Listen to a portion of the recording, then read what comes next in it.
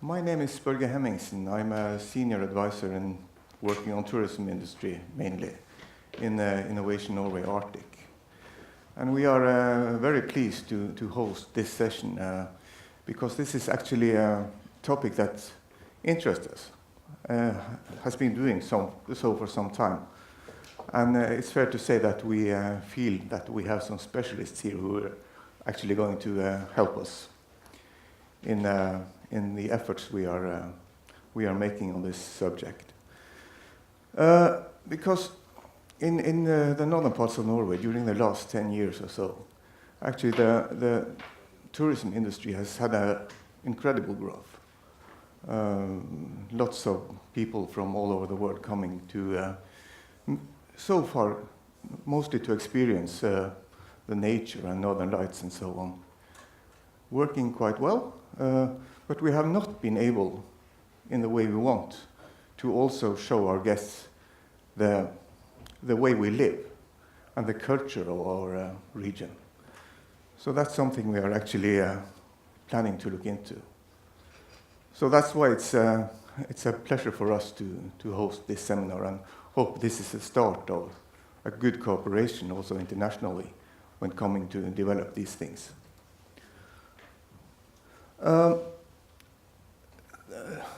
The merging of the cultural aspects into the tourism industry has been a focus for us for some time. And also, earlier this year, the government here actually issued a new white paper on tourism industry, also stressing the importance of doing so.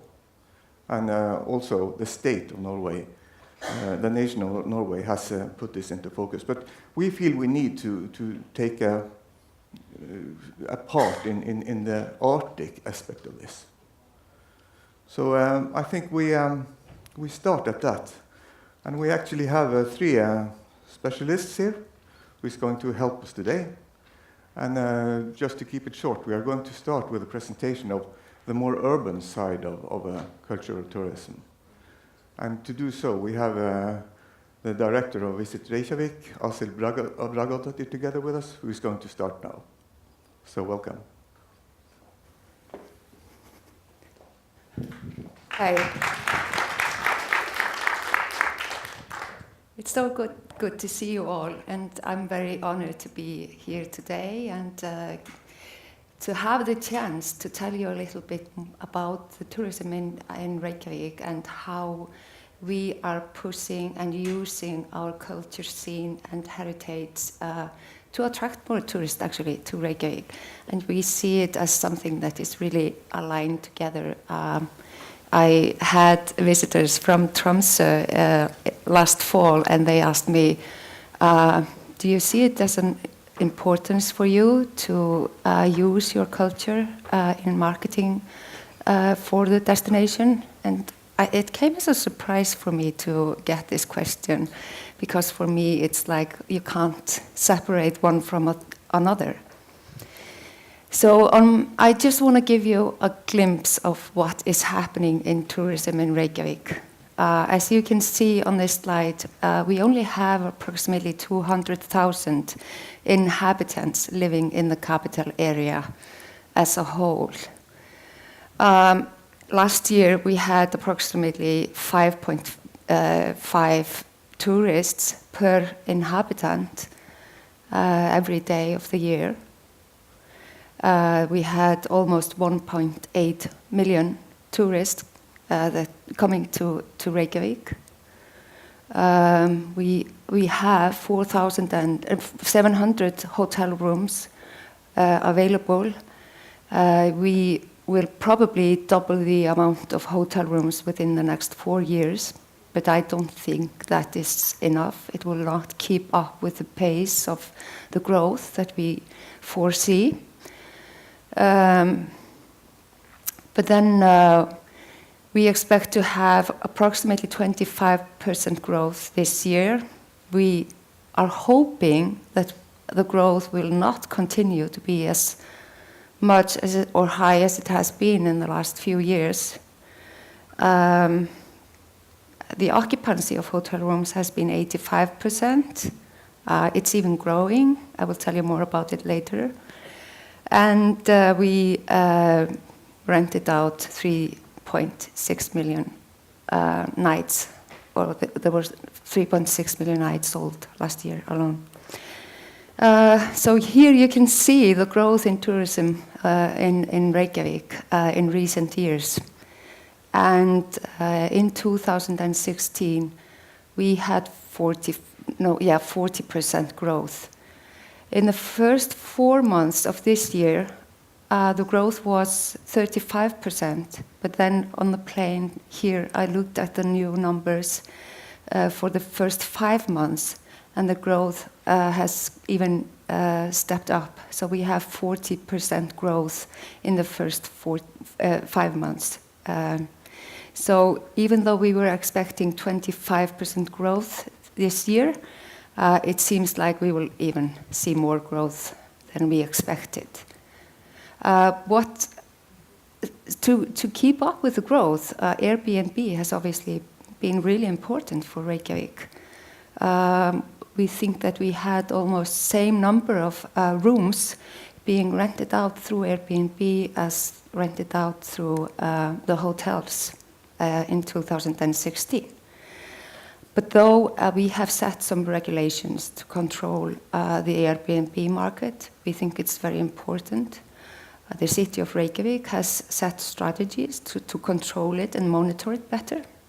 And hopefully it will also make us get more taxes or revenues from the Airbnb business.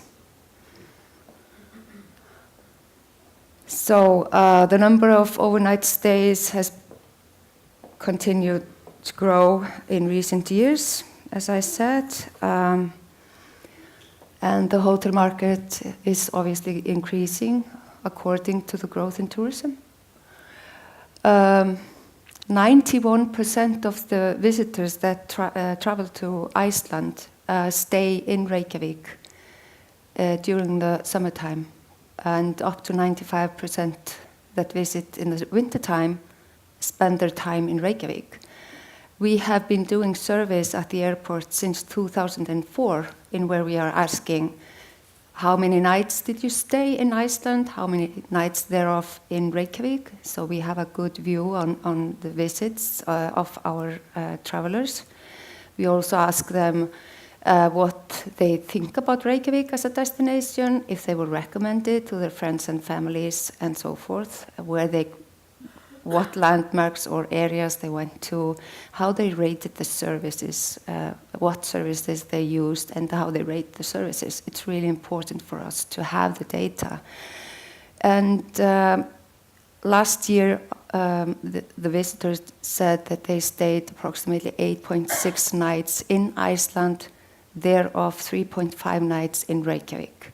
It means that they are more traveling around the country in the summertime than in the wintertime. Because in the wintertime, they stayed approximately 5.6 nights in Iceland, but thereof 4 nights in Reykjavik. So they want to have the culture side of Reykjavik, but then take day tours and travel up just a little bit around the country. I just wanted to show you how it is seasonally in Reykjavik or Iceland.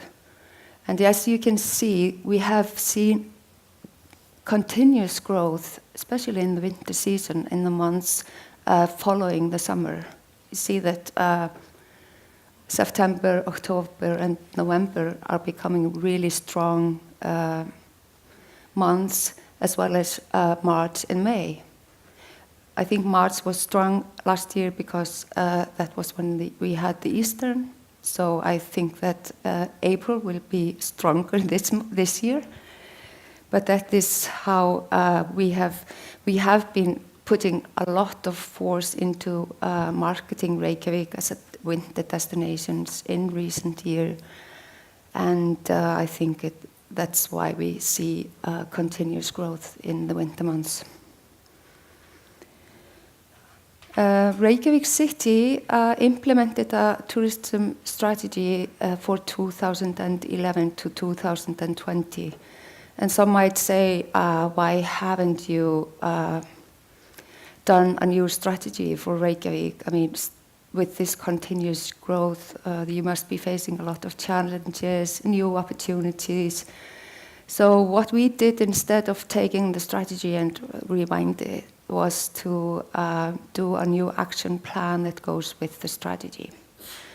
And it took place in February, and it will be, we will review it on a yearly basis till 2020. But in our strategy, we have 4 pillars. We think they are still vital. We are focusing on winter, we are focusing on culture, we are focusing on activities, and we are focusing on conferences. And our main focus has been winter festivals and cultural events, especially cultural events in the winter season. In our new action plan, we thought it was really important to focus on quality, responsibility, sustainability, as well as the locals and the businesses within Reykjavik. We think it's really important for us to make sure that the locals stay positive with this tourism and the continuous growth that we are facing.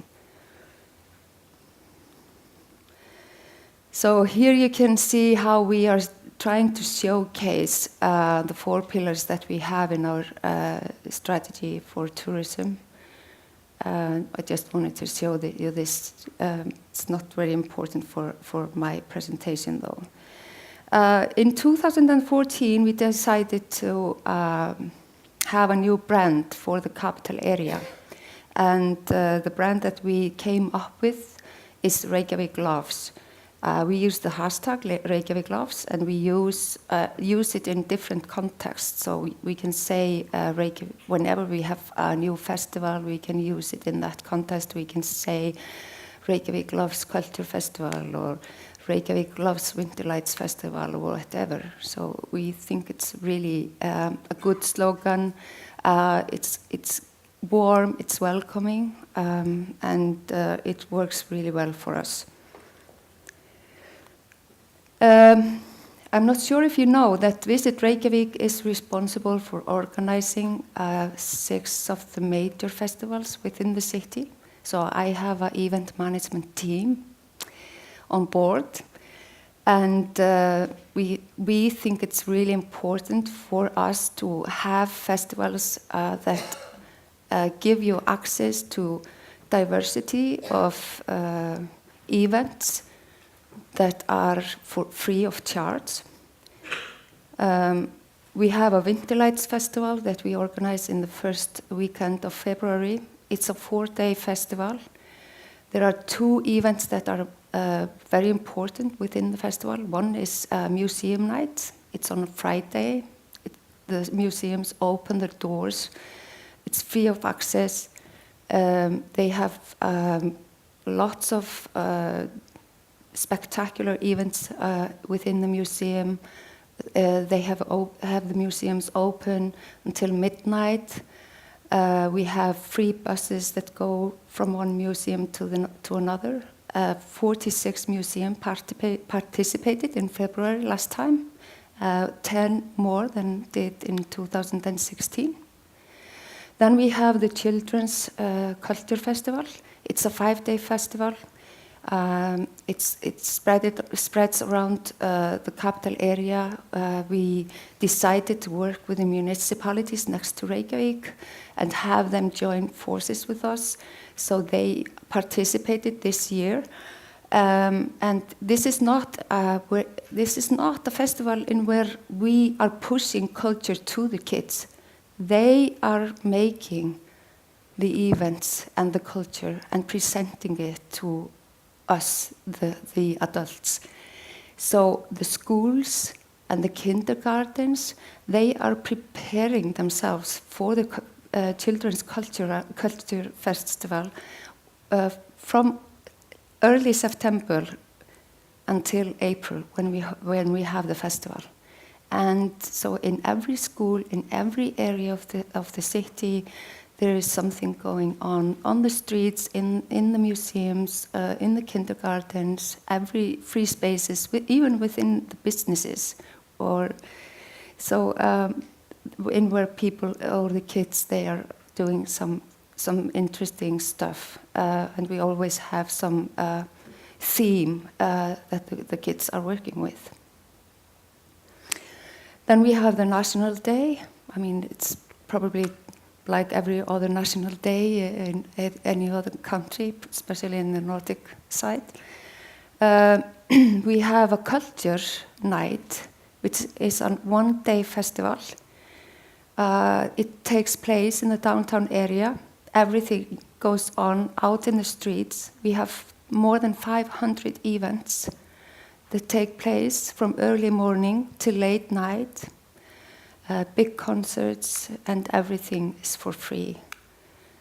Then we have the illumination of the Peace Tower. Yoko Ono honored Reykjavik city and gave a Peace Tower to the city 10 years ago.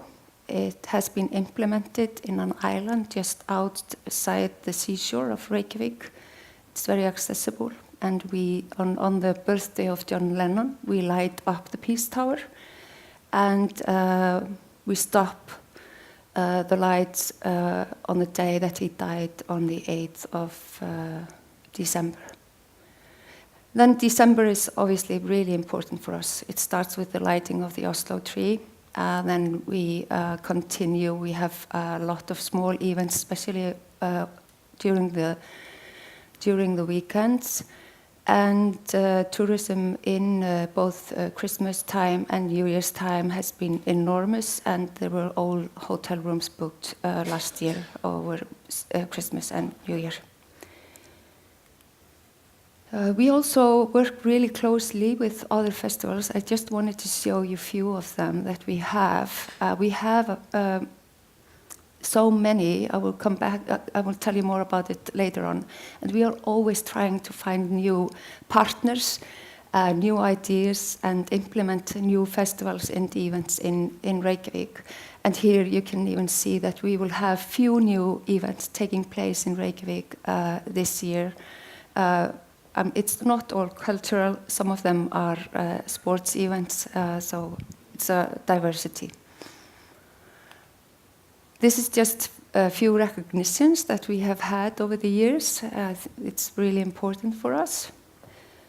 And this is just to showcase how we use the brand in different ways. And I wanted to tell you that we have more than 50 museums and workshops or exhibitions in Reykjavik, and more than 80 festivals and events that take place on a yearly basis.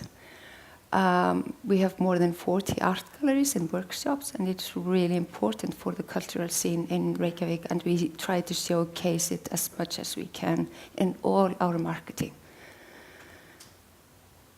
The focus in Reykjavik at the moment is very much on the music scene and the film scene.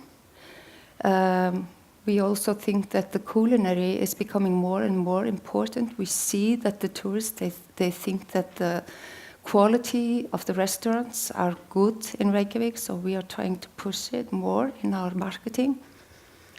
There are new activities and museums opening in Reykjavik. We have, for instance, the Marshall House with visual art that just opened early this year. The Punk Museum opened in December. Perlan Museum is opening in 1st of July. It's going to be an exhibition where you can go through an ice cave as well as a natural history museum. And then there are other things happening. We will open a food hall in the fall. We will have a flying theater within a year and a half, and so forth. So there's a lot of things that we are doing to make the cultural scene even more visible and more variable to the tourism. I want to end by showing you a video just to see how we want to make Oh, I hope this will work.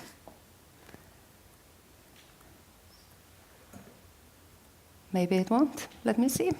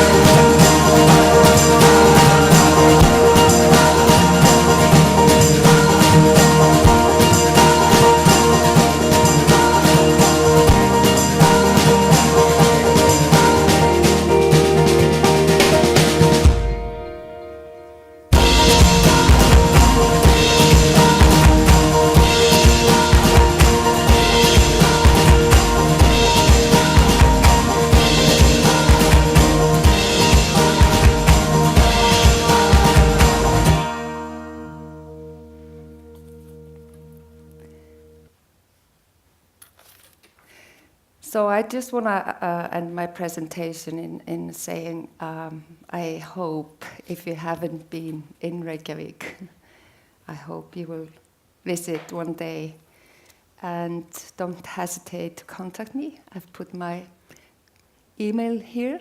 You can follow me on LinkedIn as well. I put a lot of articles about Reykjavik there. So if you want to learn more, it's a good way to follow me and see what I have to say about Reykjavik. Thank you.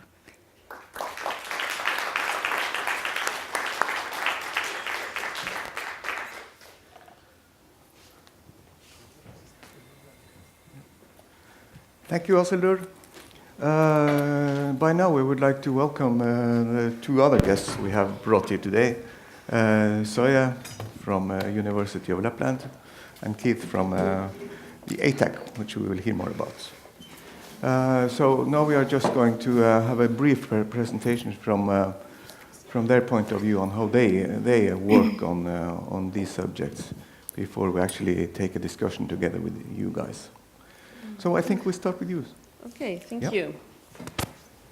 Can I stand without, having my back on you? Okay, I'll stand here. Good morning. It's a delight to be here, and I can hear myself. I hope you can hear me too. And mine is very brief, even though I'm carrying two books. Don't worry. I was impressed by what the mayor of Anchorage, Ethan Bergovich, said yesterday about the arts making places and making, on the one hand, places cool, and on the other hand, making people to think. So I'm wondering what role could tourism play in the lives of places and people? I think that is what makes me tick. So I could start with two citations from a fresh anniversary publication of the Heritage Farm Museum, which might sound like pretty boring, but actually it should be not, because it's from my current hometown, Rovaniemi, in Finnish Lapland. And I organized a guiding experiment with my students who don't know anything about our heritage to guide one another in that heritage museum. And then I asked them to write about it. And here's a citation by a Nepalese guy who said, "I can't hide my excitement, and I realized that I've been endlessly talking about how these objects and artifacts function. I'm sure that my student fellows notice how excited I am. They're also kind of surprised to see that why is this Nepalese guy talking about tradition and heritage in their museum, and I feel that I should let them talk. But on my way back home, home from that heritage farm, I'm full of mixed feelings. On the one hand, I feel sad as I see the same mundane things and objects that we use still in many areas on display in this museum of a totally strange country. But on the other hand, they wake up the memories of my childhood in my mind, and they bring me further, they bring me closer to my own cultural heritage than I've ever been, having been there in that Finnish little farmhouse museum. So a lot can happen when we meet a thing, a place, a person, if we give time and space for that meeting, and if we let it or her or him work its power on us. So this is what could happen when tourists meet local culture, also in the Arctic. When the arts are rooted in local or indigenous culture and knowledges, they can reach the particular and the universal at the same time and give us these powerful punctum experiences, as Roland Barthes has called it. For that to happen, however, we need to rethink hospitality, not merely as a technique or an inherent personal feature that is asked from every tourism worker, or mere labor, but as a temporal and spatial way of being and doing together, of being well together, of vivir bien, and to include the non-human in this being alongsideness with the world, the non-human. Namely, it's not just people that count, even though we talk in this summit a lot about people, as if the people are separate or distinct from mining and industries and other things.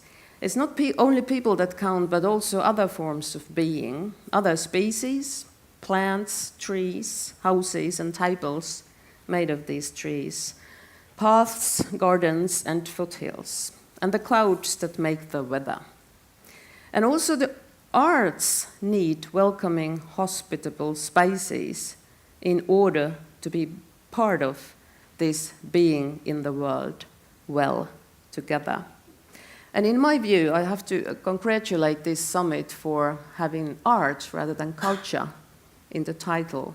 It appeals to me a lot since it's a better focus in the context of tourism also, since all tourism is cultural. Also sports tourism is cultural. Sexual exploitation tourism is cultural. They are tourist cultures, so you can't really, you can and you did, and it's fine by me. But anyway, remembering this, it makes arts much more sharp and interesting focus. And when the arts are rooted in the local knowledge and indigenous knowledge and powers, then it becomes very powerful, but it's not just place-bound, but it's actually quite universal. And the art of being, I love the word art also because it's very handy also when talking about the art of this and that. The art of being an ethical and participatory tourist, which I think could be one of the goals, is another thing that the Arctic societies could heavily invest on instead of translating the notion of tourism merely into economic growth or the bed nights. And the whole idea of thinking about local culture, we could think about our ways of dwelling in this world, because people exist by dwelling in this world. We dwell in this auditorium now. And there is also sleep, and there is all these midterms. It's not just separate activities we have. So if we can give and share this notion of dwelling in our way to our guests, that's a profound thing. For instance, there's one example by a Finnish theater director called Juha Hurme. He has organized for some summers events where people have to trek, walk in the wilderness in Lapland for days in order to reach the stage. And the stage is a campfire around which only a few people can sit around, and then it should be fairly powerful. They also have to trek back, so it means commitment. And then last week I went to the Sodankylä Film Festival, also known as the Midnight Sun Film Festival, where we have 4 days, day and night films from international sort of artsy filmmakers. And the audience, even though the films are great, absolutely fantastic, but the audience is what counts. There are people who love every corner in that little no man's land in the middle of Lapland because they are regular festival goers and they grow so fond of it. and they make the event, really. So that's what I mean by hospitable spaces, that the hosts don't do too little or too much, but they give the spice to the encounters, and that can change people's lives. And there is also, I'll conclude with a little, product placement. There is a fresh book. I'm very happy to see that there is someone who tries to make a cultural guide and a tourist guide in the same book on Lapland. And any effort to this effect is very good, because it acknowledges us, that we're all tourists and we're all cultured. And we can also know about the history of the Sami land, but we can also know about the contemporary artists. Thank you for your presence. Thank you.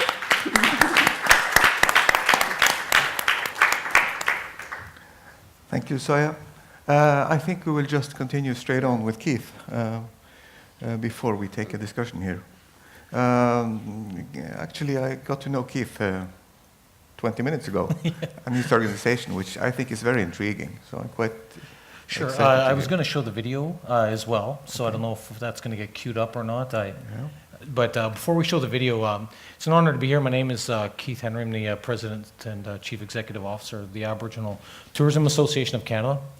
I have Scandinavian ancestry as well as my indigenous ancestry, which is kind of a neat mix. My grandmother was from Sweden, which I was sharing, and they spoke the language, which is very similar to the Norwegian language I hear, but I have no idea other than that. So it wasn't part of my cultural upbringing, quite frankly, but I almost feel like I should have gone to Sweden and figured out where my family comes from a little bit. But it's an honor to be here. I'm not government, okay? We are an industry organization. We represent many First Nation, Inuit, and Métis organized Aboriginal tourism businesses. They share cultural tourism, and sort of our reason for being is we see in Canada a significant opportunity in how we position Indigenous tourism as part of the overall brand and destination of Canada. So we get funding from provincial and territorial governments, and we get funding from our federal government, but our board is made up of our own Aboriginal experiences. And the reason is because the authenticity of what's being sold is critical to how that's positioned in the marketplace. So as maybe some of you may be familiar or not, Aboriginal communities, as I'm hearing through some of the discussions I heard this morning around the importance of having a say. And so we ensure as an industry that we are owned and operated by our communities, if you will, our operators, and we work under that context of we're going to decide how we bring market products or experiences into market. So we're going to so destination marketing organizations don't innocently do things. And just to give you a sample of that, I'll run a video that we created. We call this one specifically The Power of Aboriginal Tourism in the North, and I'll just cue that up now.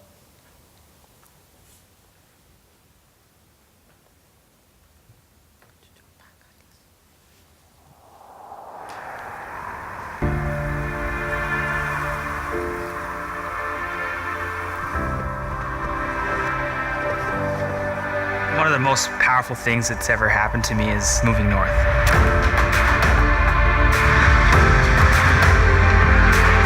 I believe a lot of people, when they come here, that they get reconnected with their environment. When people come to our part of the world, we like to welcome them with open arms. Come and visit us. I like to share what we have, and I also like to learn where they come from. The world needs to see this way of life, just how beautiful it is.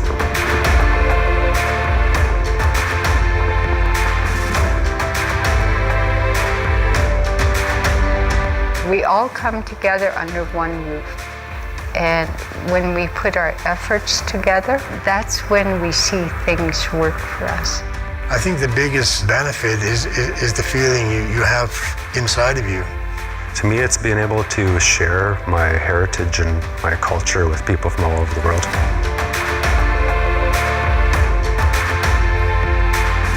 It's so important for them to understand who we are as a people. You've created a product here to bring in these tourists and give them a lifetime experience in our ways, in our culture. And that's what happens when you get out on the land.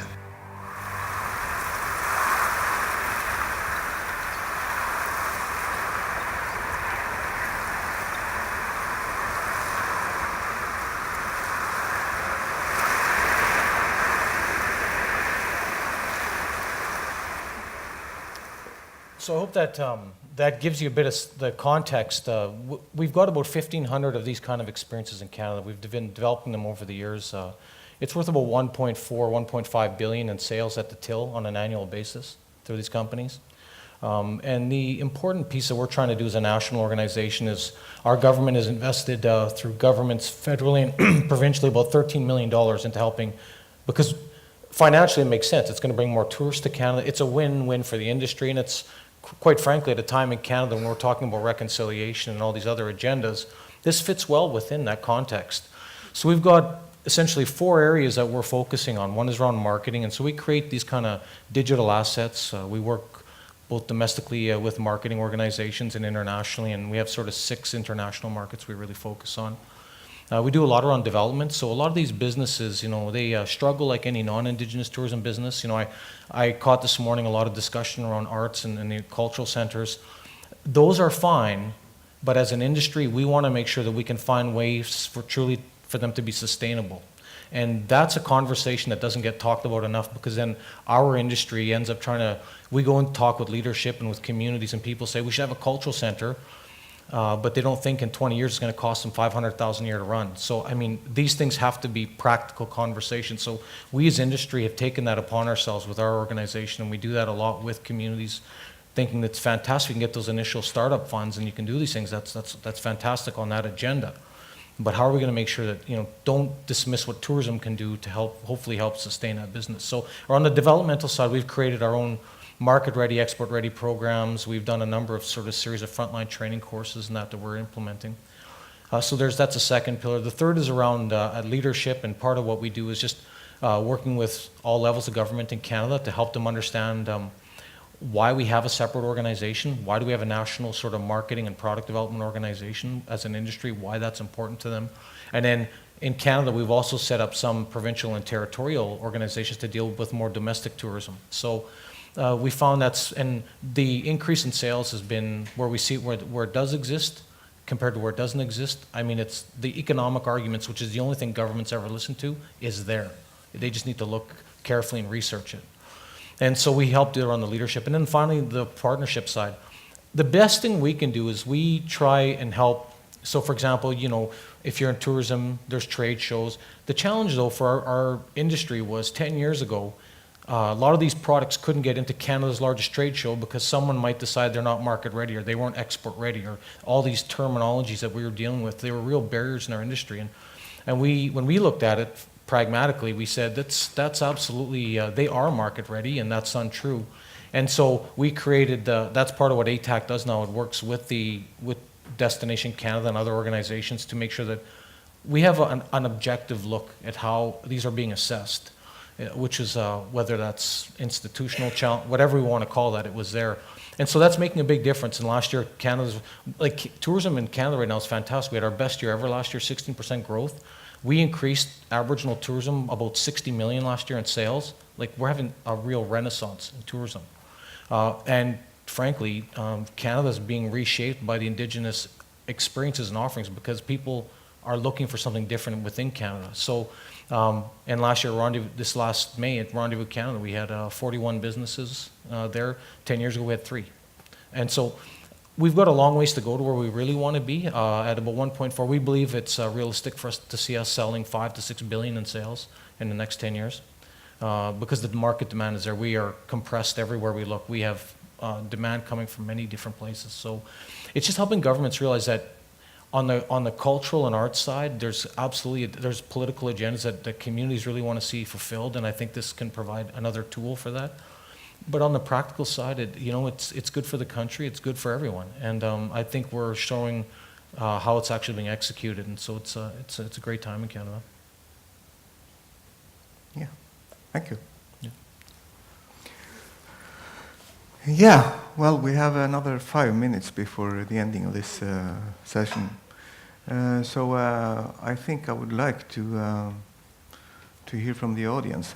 Lots of people with good expertise and I believe also strong opinions on this.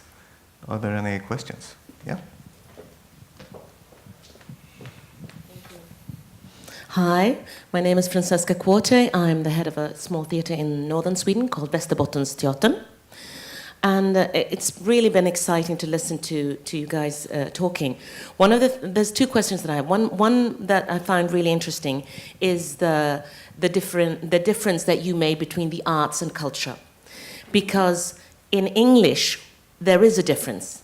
The fine arts and culture, it's separated. Whereas in many of the Nordic languages, it's the same. And it creates a constant confusion because when we talk about culture, kultur, then everybody says, well, football is culture too. And you go, yes, but that's not what we're talking about. And I just wondered if you could explain a little bit more about like your thoughts about that, how to make that difference clear when it comes to arts tourism, because I think that's very important and could give a lot to a community. And the other question I had is for you, because I found this really rich to listen about Aboriginal tourism. I'm not quite sure that we have it in that way in Sweden. Of course, we have a lot of indigenous people who have their own businesses. My question is, what about that difficult area when it becomes exotification, where it becomes like, instead of really truly understanding the people that live there and what they've experienced and their culture and embracing and celebrating that, it becomes sort of like, ooh, this is a hip thing to do. And how do you balance that? All right. Excellent questions and lovely questions. And I was, of course, working with the English thing, but for me, culture includes everything. The society is part of culture, the economy is part of culture, and everything is part of culture. So it's just the air that we breathe. So it's very, and it's not nice to do the distinction in like culture tourist, and then there is just this banal tourist that's not a culture tourist. I don't like the hierarchy that it develops in the context of tourism. But then again, I'm very fond of the word art, as in art of silence, art of hospitality, and art of painting, art of singing, because it's the skill, it's what human beings do when they have other things to do than just fight for their life. So there's the beauty to it. And I hate the word "and" in all titles, so it wasn't Arctic and art and culture, but it was the Arctic Art Summit. And I think it works well. But of course, you have to be careful not to bring in the fine art as an exclusive thing, but to open it up by playing with the word. The other question you asked is something we that's, I think, only stresses why Aboriginal Tourism Association of Canada became so helpful in growing the industry, was because we had to earn trust within our own communities about how we were going to market them. The authenticity is what you're speaking about. We say we don't want to Disneyfy, right? And we're not a petting zoo. Our culture isn't like, and it's not new to Canada. Aboriginal tourism has been tried many times and failed miserably many times. And the reason it failed was because the industry itself wasn't indigenous, and they don't know what they don't know. So they would go in thinking they're helping, product development, marketing on, let's get that tour bus there, let's go. We stopped doing what wasn't working. And so you saw these experiences. These are all niche experiences. They're for small groups. So don't market to mass tourism operators when you know you can only take 8 people at a time. So you have to really provide a way to, how do you build the experience in a way that they trust that how we're authenticating it is going to be supported and the confidence is there. And so we package, we provide tour operators suggested itineraries.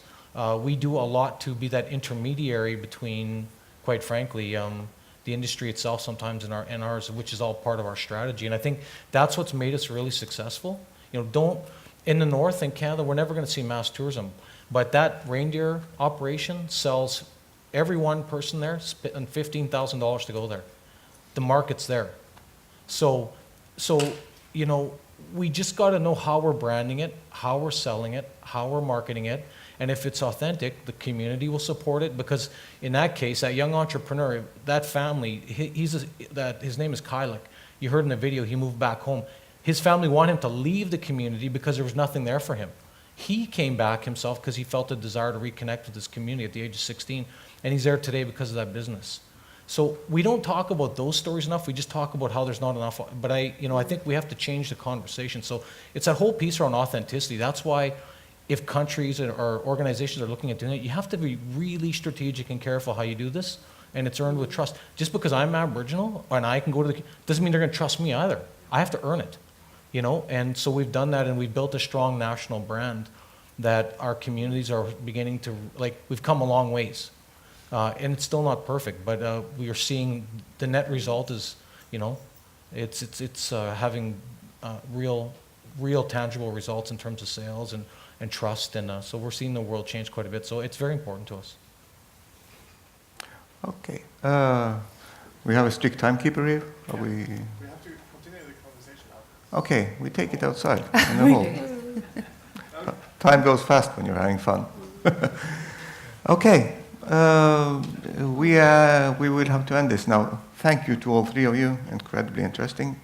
Hope to stay in touch. So we take the rest of this discussion outside. Thanks to all of you. Thank you for being here.